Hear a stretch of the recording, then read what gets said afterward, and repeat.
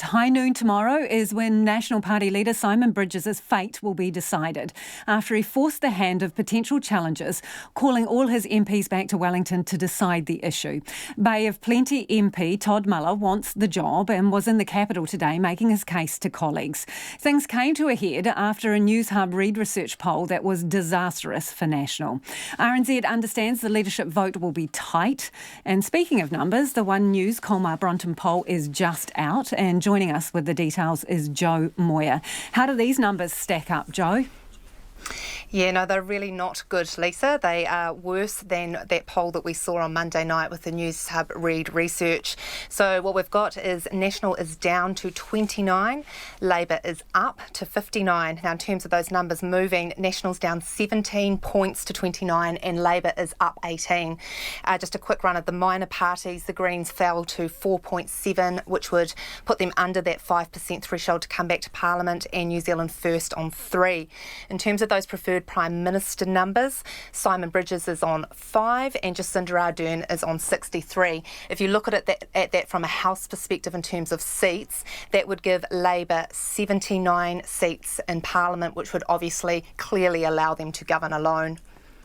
And National on those numbers is down to 38 seats. How does that compare overall, that Colmar Brunton result, compare to the Newshub-Reid Research poll, which was out on Monday? Yeah, so on Monday night we saw National drop down to 30.6, which was pretty bad news and obviously instigated a lot of this leadership pressure on Simon Bridges. So we've seen it drop into the 20s, which really just makes things even worse. Just running over those numbers from Monday night, 30.6% for National, which was down 12.7 on the last poll for them. And on that number, at least 16 National MPs wouldn't make it back into Parliament. Labour was on 56.5 percentage points in that poll on Monday night, which was up 14 for them. That poll would have given Labour 72 seats in Parliament. Obviously would have been able to govern alone on that number as well. But yes, this poll tonight is worse again. So Jo, in terms of the practicalities, how will things play out tomorrow? So that poll on Monday night really got things going in terms of the chatter amongst National Party MPs 4 months out from an election, thinking, what are they going to do? Have they got time to do something different? Now, what we saw was Simon Bridges actually come out in his media rounds yesterday morning and basically call the bluff of Todd Muller and Nikki Kay, who we understand are running on a ticket in terms of challenging that leadership.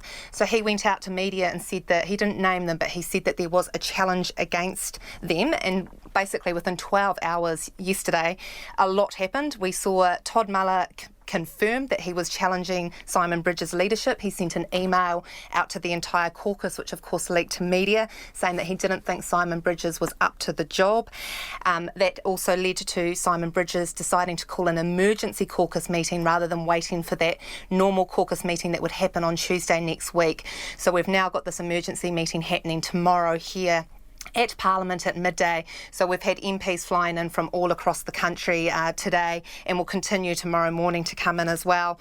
We'll see Todd Muller and Simon Bridges go head to head for that vote. It's very unlikely at this point that anyone else will be challenging, because we just simply haven't heard of anyone else trying to stack up those numbers. And then in terms of that actual result tomorrow, we expect sometime tomorrow afternoon a press conference in the Legislative Chamber here in Parliament, and what will happen there is that the deputy and the leader, the victorious ones, whoever they are, will come to that press conference at Parliament at some point tomorrow afternoon, and all will be revealed. Thanks, Jo. That is Jo Moir joining us from Parliament.